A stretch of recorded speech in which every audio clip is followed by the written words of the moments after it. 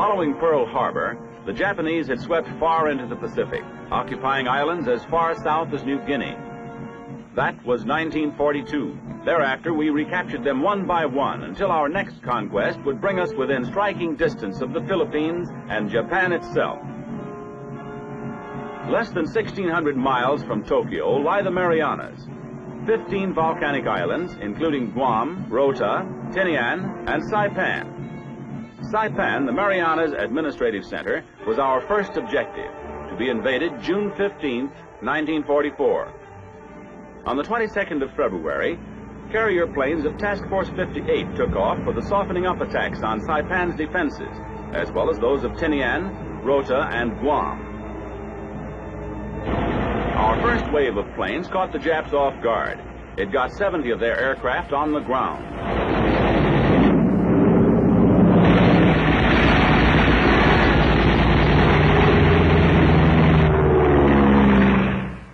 Sporadic attempts of Japanese planes to attack the carriers and warships of Task Force 58 ended in failure because we were ready for them. We destroyed no less than 141 planes, their entire attacking force. Plane after plane was shot down and set ablaze until these costly adventures of the Japanese Air Force completely collapsed.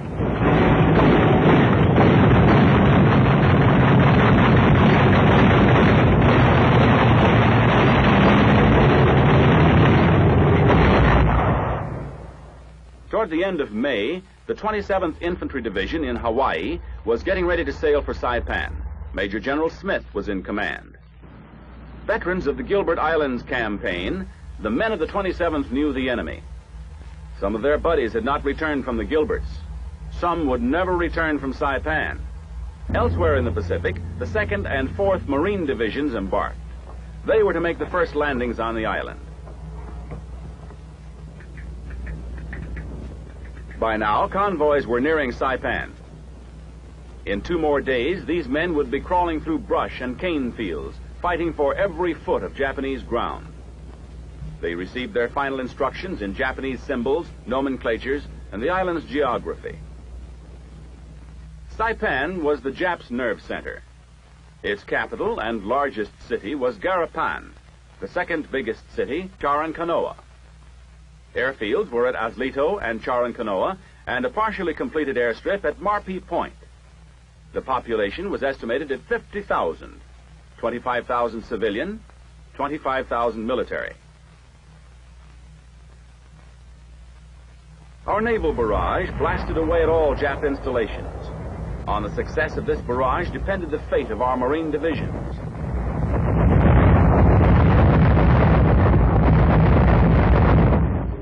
Low-level air attacks along the shoreline were coordinated with this naval shelling. The invasion was on. D-Day, 0700 hours. Troops of the 2nd and 4th Marine Division piled into Higgins boats, and then alligators. Awaiting the starting signal, assault boats circled around the transports. Landings were to be made along a line from Charankanoa to Aguignan Point by the 2nd and 4th Marines moving in abreast. Under our naval barrage, the boats started for Saipan's shores at 0815 hours. Soon we would know how effective had been the pre-invasion bombardment and how much strength there was left on the island.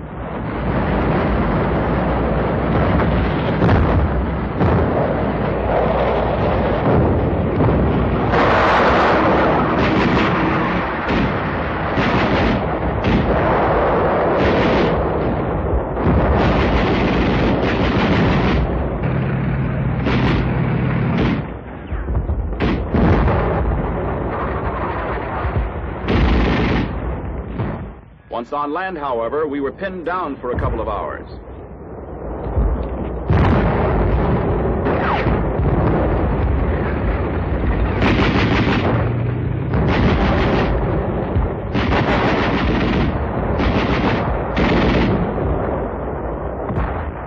Soon we'd silenced enough of the enemy fire for more of our troops to land, and by noon we had pushed a mile inland in certain parts of the beachhead. Toward evening, we were fighting our way further inland. And on the following day, the 2nd Marine Division extended its beachhead and joined forces with the 4th Marines near Charankanoa. We were still being showered on the beaches with Jap mortars and shells as we attempted to push our way further inland. These were our next objectives: Aslito, Saipan's main airfield, Majicien Bay on the east coast, and Garapan, the capital. On the second day of the invasion, the 27th Infantry Division began landing over the blue beaches at Charankanoa.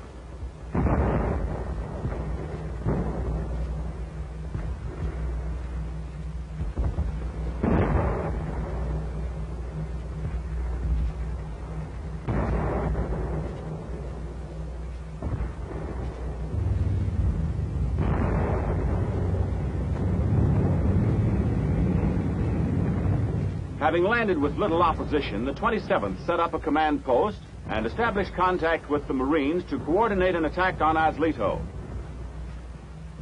Our infantry tank teams, sweeping toward the airfield, were supported by mortar and artillery fire.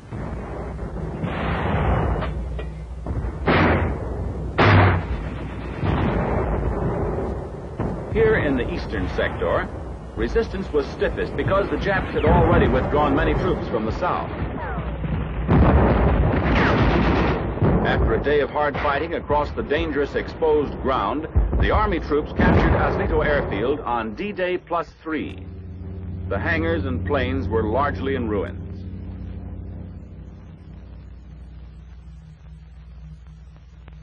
Those that were halfway intact were shipped back to the States for study. Army engineers lost no time in reconstructing the runways.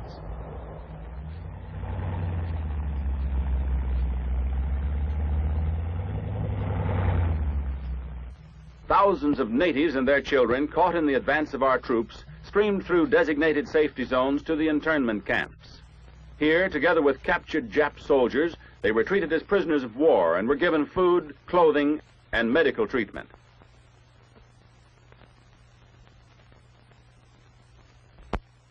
A large Japanese task force had meanwhile sailed towards Saipan. The 5th Fleet, operating in support of our landings under Admiral Spruance, was the Japs' target. Our search planes could not locate the enemy force. The Japs struck first.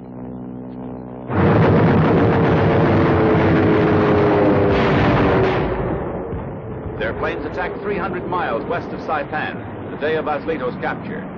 Many were shot down by our own carrier planes and anti-aircraft batteries. This battle could not have occurred in any previous war. It was a naval battle without naval guns, in which, with aircraft alone, 2 huge fleets were striking at each other at a distance of 300 miles.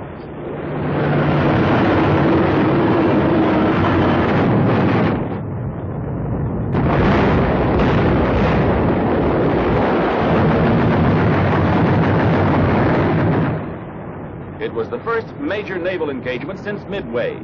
We shot down 353 Jap planes. Only 3 of our ships were damaged, and those superficially.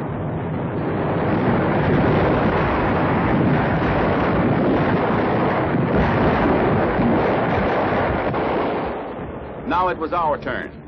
We searched for the Japanese fleet throughout the day and night, and finally found it the following afternoon, about 670 miles west of Saipan.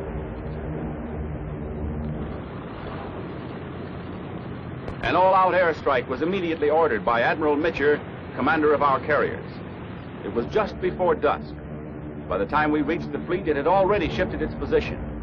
Escape was now the enemy's only hope.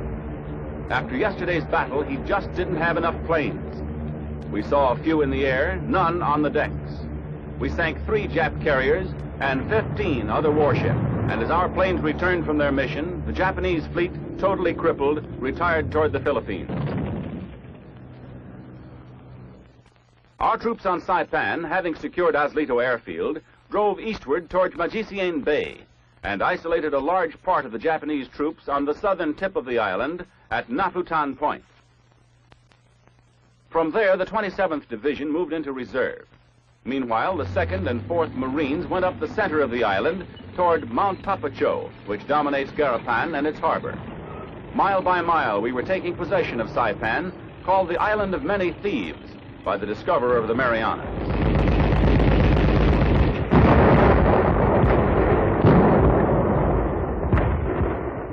resistance grew increasingly severe as our forces entered the higher country. Tank teams smashed Jap pillboxes in the foothills before the mountains, preparing the way for the infantry. 1,500 feet high, Mount Tapacho was an excellent vantage point for the Japs. We had to protect our troops with smoke screens of white phosphorus, and then advanced toward the deep wooded slopes which would present yet another major obstacle.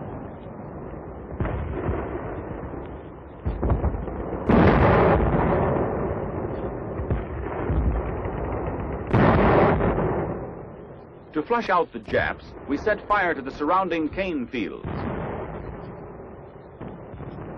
We progressed steadily.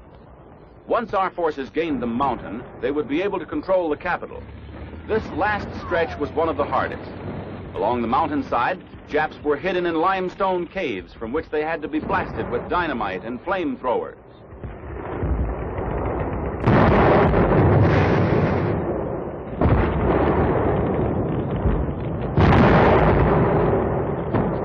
We reached the mountain summit on June 25th, D-Day plus 10. Now we were in the position to drive for Garapan. Our artillery fired at the capital. For the first time in this war, American troops were assaulting a true Japanese settlement. It was hit with every weapon at our disposal.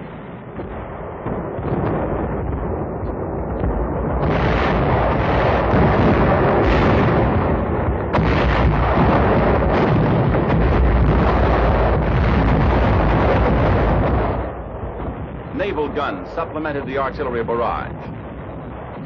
Rockets from mobile launchers sought out every possible enemy dugout. Thunderbolts from the Aslito airfield joined in the attack.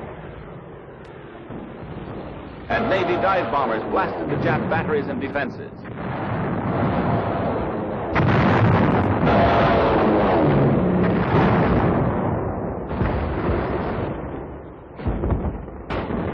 Our ground troops were forging ahead. This was still the day we had gained Mount Tapacho and set up our artillery observation posts on its peak.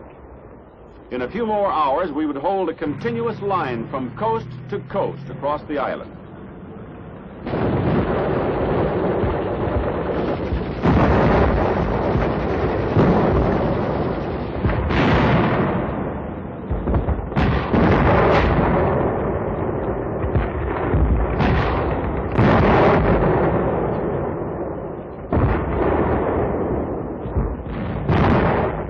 In 10 days of bitter fighting, our forces had occupied approximately half of Saipan, including the principal airfield, a town, and a high peak in its center.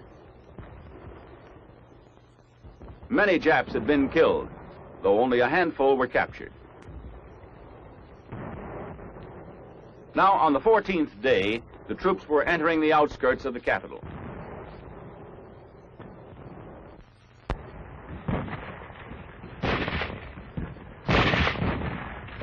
This was Garapan, once a clean, tidy, tropical town that our bombardments had now reduced to a pile of rubble. But behind these shattered buildings were many enemy patrols, and we had to fight for the city, street by street and house by house.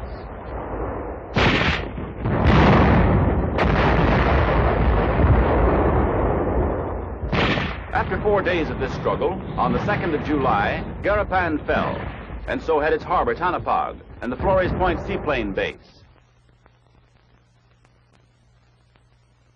Our casualties were heavy. Fanatical Japs did not give up easily. In the whole campaign, more than 11,000 of our men were wounded.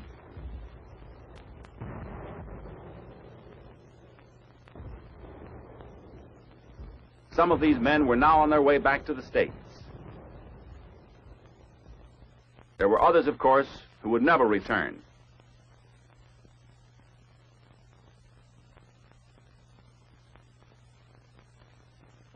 The Marine and Army troops continued the drive northward, pocketing the last of the Japs at Marpi Airfield, in Agasa Point, and Paradise Valley, a deep gulch in the hills northeast of Garapan.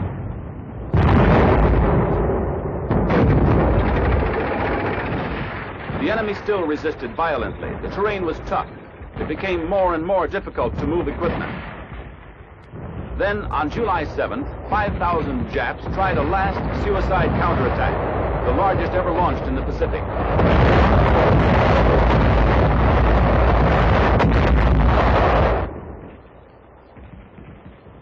It was a costly one for both sides. American dead and wounded, 1,154 of 1,500. Jap dead, 4,311 of 5,000.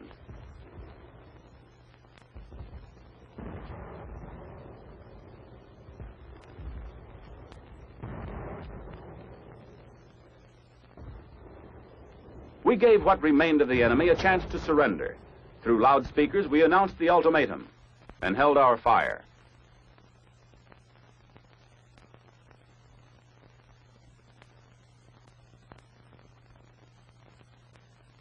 At first, no one came.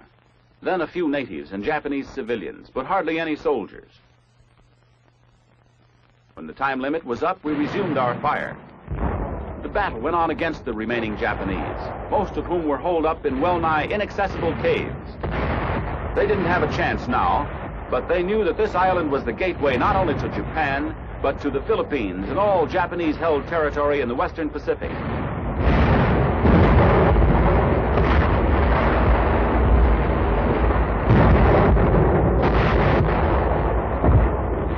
After a final bombardment, the infantry and tank teams moved in, and by July 9th, 3 weeks and 3 days after D-Day, the Marines and Army troops had stopped all organized resistance.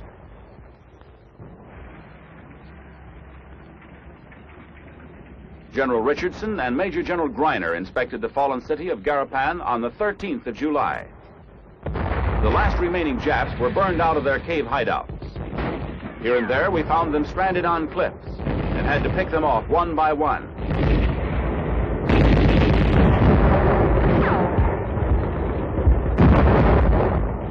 Some Japs surrendered, but most preferred death, even suicide.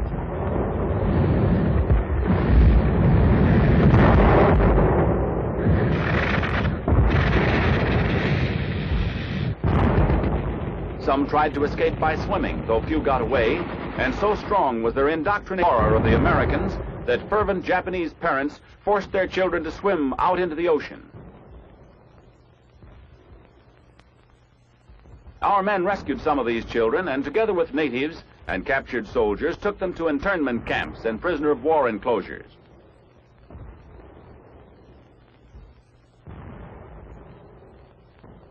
Food stores in mountain caves had not always held up. Many of these people had been without water for several days. The half-starved civilians were given army rations as well as rice, which had fallen into our hands earlier in the campaign.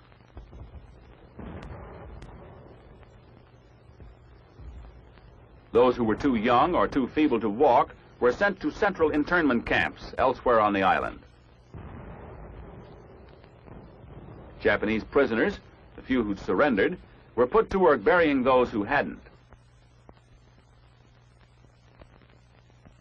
Japanese losses were tremendous. 25,000 soldiers and civilians were dead. 1,500 more soldiers were hunted down and killed in the following weeks. The last defenders' only weapons had been bayonets mounted on sticks, and the sacrifice had gained them nothing. Our own losses came to 1/6 of the enemy's. We now had everything to gain.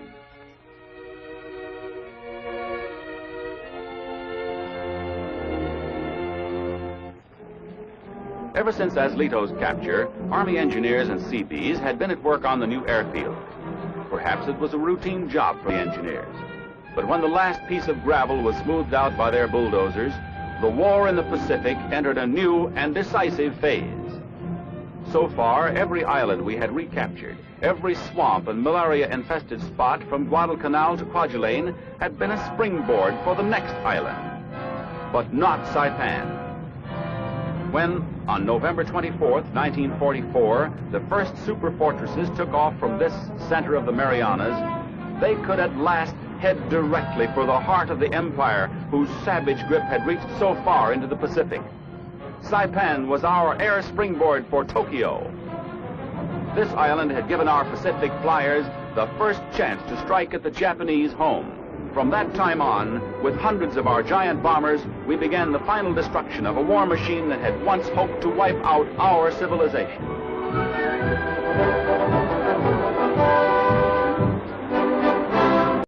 Tinian and Saipan. Saipan, the Marianas Administrative Center, was our first objective, to be invaded June 15, 1944. On the 22nd of February, carrier planes of Task Force 58 took off for the softening up attacks on Saipan's defenses, as well as those of Tinian, Rota, and Guam. Our first wave of planes caught the Japs off guard. It got 70 of their aircraft on the ground. Divisions embarked. They were to make the first landings on the island. By now, convoys were nearing Saipan. In 2 more days, these men would be crawling through brush and cane fields, fighting for every foot of Japanese ground. They received their final instructions in Japanese symbols, nomenclatures, and the island's geography. Saipan was the Japs' nerve center. Its capital and large...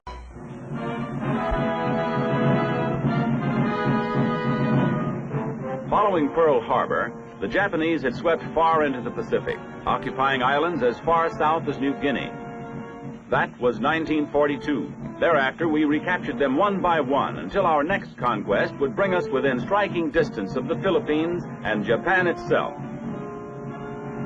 Less than 1,600 miles from Tokyo lie the Marianas, 15 volcanic islands, including Guam, Rota,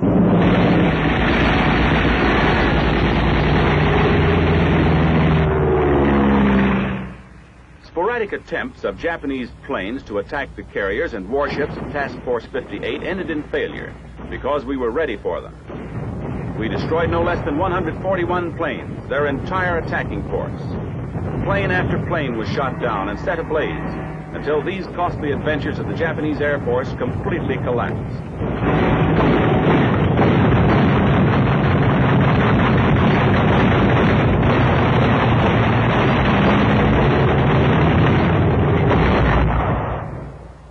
Toward the end of May, the 27th Infantry Division in Hawaii was getting ready to sail for Saipan. Major General Smith was in command. Veterans of the Gilbert Islands campaign, the men of the 27th knew the enemy. Some of their buddies had not returned from the Gilberts. Some would never return from Saipan. Elsewhere in the Pacific, the 2nd and 4th Marine Division